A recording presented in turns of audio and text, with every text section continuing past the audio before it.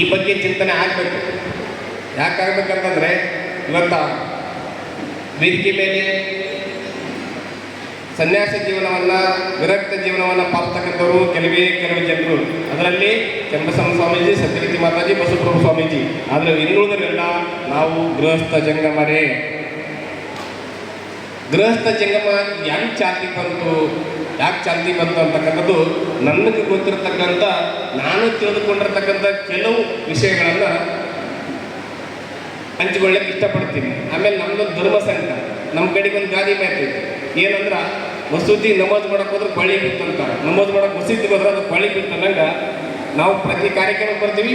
ಆದ್ರೆ ಆ ಕಾರ್ಯಕ್ರಮದಲ್ಲಿ ನಿರೂಪಣೆ ಆಗಲಿ, ಪ್ರಾಸ್ತಾವಿಕ ಆಗಲಿ, ಇನ್ನಿತರ ಕೆಲಸಗಳು ನಮಗೇ ಬರ್ತಾವ. ಆದರೂ ಅದು ಲಿಂಗ ಪ್ರಸಾದ, ನಮ್ಮ ಕರ್ತವ್ಯ, ನಮ್ಮ ಕಾರ್ಯಕ್ರಮ ಮಾಡಲೇಬೇಕು, ಅನಿವಾರ್ಯ.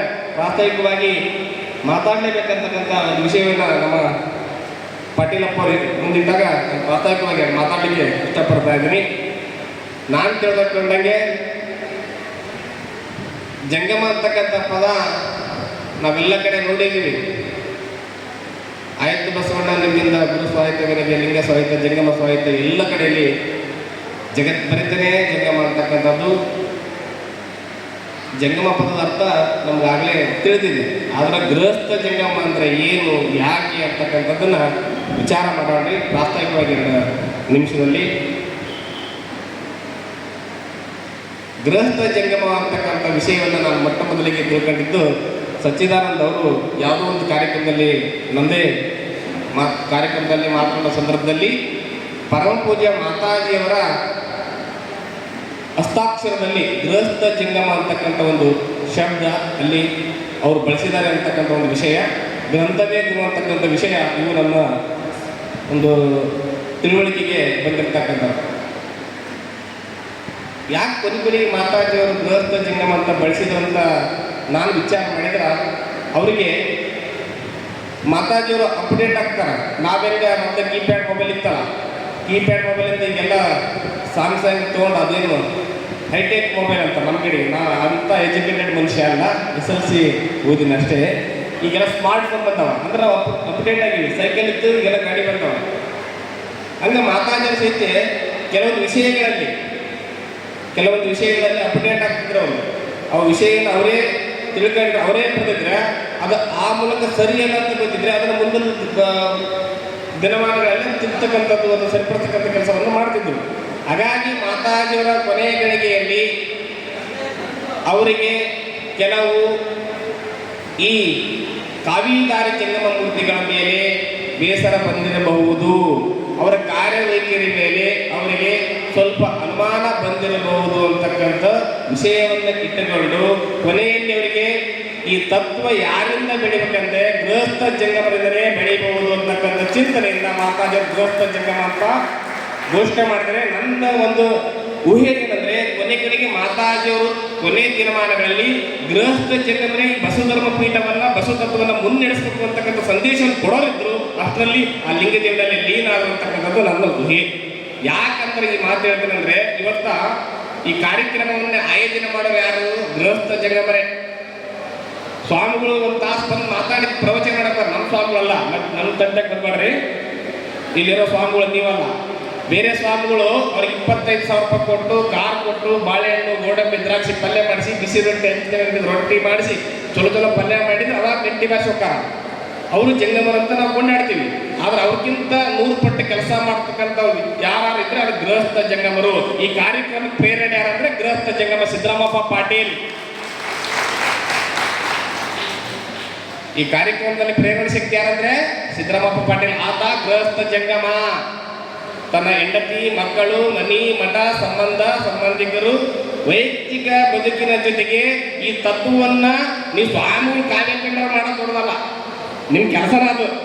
ಆದರೆ ಹೆಂಡತಿ ಮಕ್ಕಳು ಕೂಡ ಜಂಜಾಡಿ ಗುಂಜಾಡಿ ಬಯಸ್ಕೊಂಡು ಎಲ್ಲವನ್ನು ಒಳಗೊಂಡು ಬದುಕನ್ನು ನೋಡ್ಕೊಂಡು ಏಳು ಬೀಳುಗಳನ್ನು ನೋಡ್ಕೊಂಡು ಈ ತತ್ವವನ್ನು ಪ್ರಚಾರ ಮಾಡಕತ್ತಾರಲ್ಲ ಗೃಹಸ್ಥರು, ಅವರು ನಿಜವಾದ ಜಂಗಮರು, ಅವರು ಶ್ರೇಷ್ಠ ಅಂತಕ್ಕಂಥದ್ದು ನನ್ನ ಭಾವನೆ. ಇವತ್ತು ಮಾತಾಜಿಯವರು ಲಿಂಗೈಕ್ಯರಾದ ಮೇಲೆ ಯಾವ ಪ್ರಾಮಾಣಿಕವಾಗಿ ಯಾರು ಸಹಿತ, ನನಗೆ ಮೊನ್ನೆ ಬಸವಧರ್ಮ ಪೀಠದಾಗ ಈ ಒಂದು ಸಮಾವೇಶ ಮಾಡಿದ್ರು, ಮೀಟಿಂಗ್. ಅದು ನಮ್ಮದು, ಅದ್ರ ಬಗ್ಗೆ ಮಾತಾಡಬೇಕು. ಅದ್ರಾಗ ಒಂದು 25 ಜನ ಸ್ವಾಮಿಗಳ ಹೆಸರು ಐತಿ, ಕಾವ್ಯ ಕೇಳಾರ. ಎಷ್ಟು ಜನ ಇದ್ದಾರೆ? 25 ಜನ ಇದ್ದಾರೆ. 25 ಜನ ಎಲ್ಲಿ ಪ್ರವಚನ ಮಾಡಲ್ಲ, ಎಲ್ಲಿ ಪೂಜೆ ಮಾಡಲ್ಲ, ಎಲ್ಲಿ ಪ್ರಾರ್ಥನೆ ಮಾಡಲ್ಲ, ಏನೂ ಮಾಡ್ತಾ ಇಲ್ಲ, ಸುಮ್ಮನೆ ಕಾವ್ಯ ಕೇಳಾರ. ನಾವು ಇವತ್ತು ಮಾತಾಜಿಯವರು ಲಿಂಗೈಕ್ಯರಾದ ಮೇಲೆ ಈ ಬಸವ ತತ್ವ, ರಾಷ್ಟ್ರೀಯ ಬಸವದಳ, ಲಿಂಗಾಯತ ಧರ್ಮದ ಚಿಂತನೆ, ಲಿಂಗಾಯತ ಧರ್ಮದ ಹೋರಾಟ ಮುನ್ನಡೆಸ್ಕೊಂಡವ್ರು ಯಾರಂದ್ರೆ ಅದು ಗೃಹಸ್ಥ ಜಂಗಮರು ಅಂತ ನಾನು ಕೈ ಎತ್ತಿ ಹೇಳ್ತೀನಿ. ನಿಮಗೆ ಸಾಕಷ್ಟು ಉದಾಹರಣೆ ಕೊಡ್ತೀನಿ. ಅಲ್ಲದಿದ್ರೆ ಚರ್ಚೆಗೆ ಬರ್ತೀನಿ. ಇವತ್ತ ಬಸವ ಧರ್ಮ ಪೀಠ ಸ್ವಲ್ಪ ಏನಾರ ಏಳು ಬೀಳುಗಳ ಮಧ್ಯೆ ತಟಸ್ಥವಾಗಿದ್ರೆ ಅದನ್ನು ಮುನ್ನಡೆಸ್ತಕ್ಕಂಥದ್ದು ಬೆಂಗಳೂರಿನಿಂದ ಬೀದರ್ವರೆಗೂ ಈ ಬಸವ ತತ್ವವನ್ನು, ಬಸವ ಧರ್ಮ ಪೀಠವನ್ನು, ರಾಷ್ಟ್ರೀಯ ಬಸವಗಳನ್ನು ಸಂರಕ್ಷಣೆ ಮಾಡೋರು, ಪಾಲನೆ ಮಾಡೋರು, ಘೋಷಣೆ ಮಾಡೋರು, ಪ್ರಚಾರ ಮಾಡೋರು ಗೃಹಸ್ಥ ಜಂಗಮರು. ನಿಮ್ಗೆ ಉದಾಹರಣೆ ಕೊಡ್ತೀನಿ, ಹಂಗೆ ಕೇಳ್ಕೊಂತ ಹೋಗಿ. ಹುಬ್ಬಳ್ಳಿ ಭಾಗದಲ್ಲಿ ಸಾಹಿತ್ಯವನ್ನು ಪ್ರಚಾರ ಮಾಡ್ತಾ ತಮ್ಮ ವೃತ್ತಿ ಜೀವನದ ಜೊತೆಗೆ ಬಸವ ತತ್ವ ಪ್ರಚಾರವನ್ನು ಮಾಡ್ತಕ್ಕಂಥವ್ರು ಯಾರಂದ್ರೆ ಸಚ್ಚಿದಾನಂದ ಜಗ್ಗೇಡಿ ಅವರು ಗೃಹಸ್ಥ ಜಂಗಮರು. ಹೌದಲ್ಲ? ವೀರಣ್ಣ ಕೊರಳವರು ಕೊಪ್ಪಳದಾಗ ದಿನ 100 ಜನರನ್ನ ಲಿಂಕ್ ಮೂಲಕ ಸೇರಿಸಿಕೊಂಡು ಪ್ರತಿಯೊಂದು ಕಾರ್ಯಕ್ರಮದಲ್ಲಿ ಬೆಳಗ್ಗೆ 4 ಗಂಟೆಗೆ ಬಸವೇಶ್ವರ ಪೂಜಾರಥವನ್ನು ಪ್ರಾರಂಭ ಮಾಡಿ ಆ ಎಲ್ಲ ಕಾರ್ಯಕ್ರಮವನ್ನು ಯಶಸ್ವಿ ಮಾಡ್ತಕ್ಕಂಥವ್ರು ವೀರಣ್ಣ ಕೊರಳವರು ಗೃಹಸ್ಥ ಜಂಗಮರು. ಗಂಗಾವತಿಯಲ್ಲಿ ನನ್ನ ಜೊತೆಗೆ ಒಡೆಗೂಡಿ ಕೆಲಸ ಮಾಡ್ತಕ್ಕಂಥ ನಮ್ಮ ಶರಣ ಸಹೋದರ ಮಲ್ಲಿಕಾರ್ಜುನ ಹಳ್ಳಳ್ಳಿಯವರು ಇರ್ಬೋದು, ವಿನಯ್ ಕುಮಾರ್ ಅಂಗಡಿ ಇರ್ಬೋದು, ಬಸವ ತಕ್ಕವ್ರು ಇರ್ಬೋದು, ನಾನು ಇರ್ಬೋದು, ನಾವೆಲ್ಲ ಬಸವ ತತ್ವ ಡೊಗ್ಗ ಕಟ್ಟಿದ್ದರು. ನಾವು ಗೃಹಸ್ಥ ಜಂಗಮರು. ಬಳ್ಳಾರಿ ಭಾಗದಲ್ಲಿ ಬಸವ ತತ್ವವನ್ನು ಪ್ರಚಾರ ಮಾಡ್ತಕ್ಕಂಥ ಅವ್ರು ಅನುಪಸ್ಥಿತಿ ಸಹಿತ ಅವ್ರು ಏನೈತೆ ಸಹಿತ ಅವ್ರು ಮಾಡೋಕ್ಕಂಥ ಕೆಲಸವನ್ನು ನೋಡ್ಬೇಕು.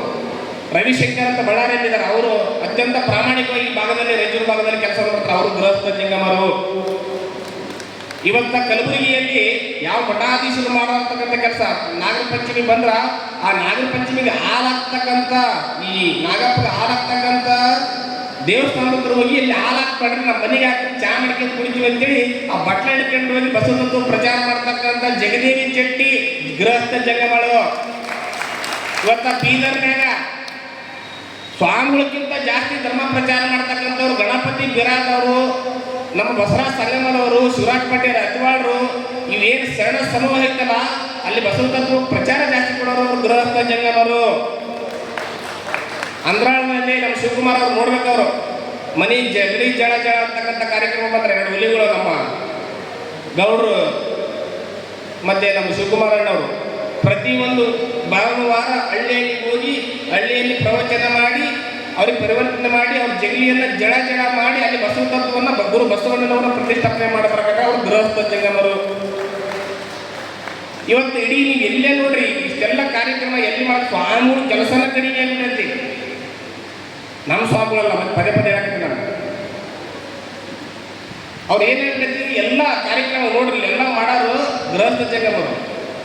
ಆ ಕಾರ್ಯಕ್ರಮಕ್ಕೆ ಮೈಕ್ ಅರೇಂಜ್ ಮಾಡೋರು ನಾವು, ಚೇರ್ ಹಾಕೋರು ನಾವು, ಗೆಸ್ಟ್ ಫಿಕ್ಸ್ ಮಾಡೋರು ನಾವು. ಕಾರ್ಯಕ್ರಮ ಮಾಡಿ 10 ನಿಮಿಷ 20 ನಿಮಿಷ ಜೈ ನಮ್ಮ ಪಾರ್ವತಿ ಪತಿ ಯಾರು 25 ಸತ್ಕೊಂಡು ಹೋಗ್ಬಿಡ್ತಾರೆ. ಕೆಲಸ ಮಾಡೋರು ಯಾರು? ನಾವು ಶ್ರೇಷ್ಠ, ಅವ್ರು ಶ್ರೇಷ್ಠ ಹಂಗೆ ಹೇಳ್ತಾರೇನೋ ಅವರು. ಆಮೇಲೆ ಗುರು ಬಸವಣ್ಣನವರು ಎಲ್ಲಿ ಜಂಗಮ ಶ್ರೇಷ್ಠ ಅಂತ ಹೇಳಿಲ್ಲ, ಭಕ್ತ ಶ್ರೇಷ್ಠ ಅಂತ ಹೇಳಿ ನೆನಪಿಡಿ. ನೀವು ಭಕ್ತ ಎಲ್ಲಿವರೆಗೂ ನಾವು ಶ್ರೇಷ್ಠ ಅಂತಕ್ಕಂಥ ಭಾವನೆ ನಿಮಗೆ ಬರ್ತಾರೆ, ಅಲ್ಲಿವರೆಗೆ ನೀವು ಎಚ್ಚರನ್ನ ಆಗದ್ರೆ ಈ ಬಸವತತ್ವ ಉದ್ಧಾರ ಆಗಲ್ಲ. ನಾವು ಶ್ರೇಷ್ಠ. ಗುರು ಬಸವಣ್ಣನವರು ಸದ್ಭಕ್ತರ ಮನೆಯ ಕಾದು ಬದುಕುವೆ ಅಂತ ಹೇಳ್ಯಾರ. ಸತ್ಯಶುದ್ಧ ಕಾಯಕ ಮಾಡುವ ಸದ್ಭಕ್ತನ ಬಾಯ ತಾಂಬಲವ ಮೆಲಿವೆ ಅಂತ ಹೇಳ್ಯಾರ, ಜಂಗಮನ ಪಾದ ಮೆಲಿವೆ ಅಂತ ಹೇಳಿಲ್ಲ. ಇವತ್ತ ಬಸವತತ್ವವನ್ನು ಪ್ರಚಾರ ಮಾಡ್ತಕ್ಕಂಥ ಅರಣ್ಯ ಪಂಚಪ್ಪನವರು, ಸೋದಹಳಗಟ್ಟಿ ಅವರು ಎಲ್ಲ ಶರಣರು ಗೃಹಸ್ಥ ಜಂಗಮರಿದಾರ. ಈ ವಿರಕ್ತರಿಗೆ ಸರಿಸಮವಾಗಿ ಹೆಚ್ಚು ಕೆಲಸ ಮಾಡ್ತಕ್ಕಂಥವ್ರು ಗೃಹಸ್ಥ ಜಂಗಮರು. ಅದಕ್ಕೆ ಆಮೇಲೆ ಇವತ್ತು ನೋಡ್ರಿ ರಾಷ್ಟ್ರೀಯ ಬಸವದಳವನ್ನ ಅತ್ಯಂತ ಭಕ್ತಿ ಶ್ರದ್ಧೆ ನಿಷ್ಠೆಯಿಂದ ಪ್ರಚಾರ ಮಾಡ್ತಕ್ಕಂಥವ್ರು, ಪ್ರಸಾರ ಮಾಡ್ತಕ್ಕಂಥವ್ರು ಯಾರಂದ್ರೆ ಗೃಹಸ್ಥ ಜಂಗಮರು. ಅವ್ರಿಗೇನಿಲ್ಲ, ಅಪ್ಪಾಜಿ ಮಾತಾಡಿ ಕಲಿಸಿರ್ತಾರೆ, ನೀವೆಲ್ಲರೂ ಹೋಗಿ ಬಸವತತ್ವ ಬಿಡ್ಬೇಡ ಅಂತ. ನೋಡ್ಬೇಕು ಅವರು ಹೋಗ್ತಾ ಇತ್ತು, ಗಂಡ ಹೆಂಡತಿ ಅವ್ರು ಕರ್ಕೊಂಡು ಹೋಗಿ ಭಾಳ ಜನರು ಆನಂದ ರಾಷ್ಟ್ರೀಯ ಬಸವದಾಗ. ನಾನು 20 ವರ್ಷ ನಾಳೆ ಡಿಸೆಂಬರ್ 16 ಇಷ್ಟು ಚಂದ ಪ್ರಚಾರ ಮಾಡ್ತಾರ. ಅಪ್ಪಾಜಿ ಮಾತಾಜಿಯವರು ಹಾಕಿಕೊಡ್ತಕ್ಕಂಥ ಮಾರ್ಗ ಇದರ ಅದು ಅದ್ಭುತವಾಗಿರ್ತಕ್ಕಂಥ ಹೆದ್ದಾರಿ. ನಾವೇನು ಮಾಡೋದು ಬೇಕಾಗಿಲ್ಲ, ಸುಮ್ಮನೆ ಅವ್ರು ಹೇಳ್ದಂಗೆ ಹೋಗ್ಬಿಟ್ರೆ ಸಾಕು. ನಮ್ಮ ಕೈಯಾಗ 3 ಪುಸ್ತಕ ಇದ್ರೆ ಇಡೀ ಜಗತ್ತಲ್ಲಿ ಕೆಲಬಹುದು. ಒಂದು ಬಸವೇಶ್ವರ ಪೂಜಾರ ಅಂತ, ಒಂದು ಇಷ್ಟಲಿಂಗ ದೇವೋಪಾಸನೆ, ಒಂದು ಗಣಗೀತೆಗಳು, ವಿಶ್ವಗಣಗೀತೆಗಳು, 3-4 ಪುಸ್ತಕ ಇಟ್ಬಿಟ್ರೆ ಇಡೀ ಜಗತ್ತನ್ನು ಕೆಲಬಹುದು. ಅಷ್ಟು ಸಾಹಿತ್ಯ ನಮ್ಮ ಮಾರ್ಗದರ್ಶನವನ್ನು ಮಾತಾಜಿಯವರು ಮಾಡ್ಯಾರ. ಇದು ತೊಗೊಂಡ್ಬಿಟ್ರೆ ಗೃಹಸ್ಥ ಜಂಗಮರು ನೀವೇ ಆಗಿಬಿಡ್ಬೋದು. ಆಮೇಲೆ ಮಾತಾಜಿಯವರು ಈ ಕಾವಿದಾರಿಗಳಿಗೆ ಎಷ್ಟು ಪ್ರಾಮುಖ್ಯತೆ ಕೊಟ್ಟಿದ್ರು, ಗೃಹಸ್ಥ ಜಂಗಮರು ಅಷ್ಟೇ ಪ್ರಾಮುಖ್ಯತೆ ಕೊಟ್ಟಿದ್ರು. ಅವ್ರ ಕ್ರಿಯಾಮೂರ್ತಿಗಳಂತೇಳಿ ಅವ್ರು ಇಷ್ಟಲಿಂಗ ದೀಕ್ಷೆ ಕೊಡ್ಬೋದು, ಕ್ರಿಯಾ ಎಲ್ಲ ವಿಧಿವಿಧಾನ ಮಾಡ್ಬೋದು ಅಂತ ಕ್ರಿಯಾಮೂರ್ತಿಗಳನ್ನ ರೆಡಿ ಮಾಡಿದ್ರು ಮಾತಾಜಿಯವರು. ಒಂದು ಎರಡು ಮಾತಾಡಿದ ಸಹಿತ ಆ ಗೃಹಸ್ಥ ಜಂಗಮ ಪದವನ್ನು ಬೆಳಕಿಗೆ ತಂದು ಈ ಕಾರ್ಯಕ್ರಮವನ್ನು ಬಸವ ತತ್ವವನ್ನು ಮನೆ ಮನೆಗೆ ಮುಗಿಸ್ತಕ್ಕಂಥ ಕೆಲಸ ನಾನು ಈ ಕೆಲವೇ ಕರ್ನಾಟಕದಲ್ಲಿ ಪ್ರತಿಷ್ಠಿತ ಅಂದ್ರೆ ಒಂದು ಬೀದರು, ಕಲಬುರಗಿ, ಬೆಳಗಾವಿ, ಈ ನಮ್ಮ ಬೆಟ್ಟಿಗೆರಪ್ಪರು ಇದ್ದಾರೆ, ನಮ್ಮ ಶರಣ ಪ್ರಸಾದ್ ಅವರು ಇದ್ದಾರೆ, ಎಲ್ಲ ಕೆಲಸ ಮಾಡಿರೋ ಗೃಹಸ್ಥರೇ. ಅವರೆಲ್ಲ ನಿಜ ಅವರೆಲ್ಲ ನಿಜ ಜಂಗಮರು. ಹಾಗಾಗಿ ನಮ್ಮ ಮೇಲೆ ಜವಾಬ್ದಾರಿ ಇದೆ. ಸ್ವಾಮಿಗಳು ಒಂದ್ಸತಿ ಯಾವಾಗ ನೋಡಿರಲಿಲ್ಲ, ಮೊನ್ನೆ ನೋಡಿರಲಿಲ್ಲ ಬಸವ ಕಲ್ಯಾಣಕ್ಕೆ ಏನಾಗ್ತದೆ ಪೂರ್ತಿ ಕಂಟಕ್ಕೆ ಬಂದಾಗ ಸ್ವಾಮಿಗಳು ಕೈ ಕೊಡ್ತಾರೆ. ಒಳಗಿದ್ದೊಳಗೆ ಅವ್ರಿಗೆ ಇವಾಗ ಯಾಕೆ ಕೊಡೋದನ್ನೆಲ್ಲ ಗೊತ್ತಾಗಲ್ಲ ನಾವು. ಯಾಕಂದ್ರೆ ಆ ಸ್ವಾಮಿಗಳು ಇವ್ರಿಗೆ ಗೊತ್ತಿರ್ತದೆ, ಇವ್ರು ಅವ್ರಿಗೆ ಗೊತ್ತಿರ್ತದೆ. ಪೂರ್ತಿ ಕುತ್ತಿಗೆ ಬರ್ತಾಗ ಸರ್ಕೊಂಡು ಬಿಡ್ತಾರೆ. ಆದ್ರೆ ನಮ್ಮ ಶರಣರಂಗಲ್ಲ, ಹೋರಾಟ ಮಾಡ್ತಾರೆ. ಯಾಕಂದ್ರೆ ನಾವು ಯಾರಿಗೂ ಅಂಜುವರು ಅಲ್ಲಲ್ಲ.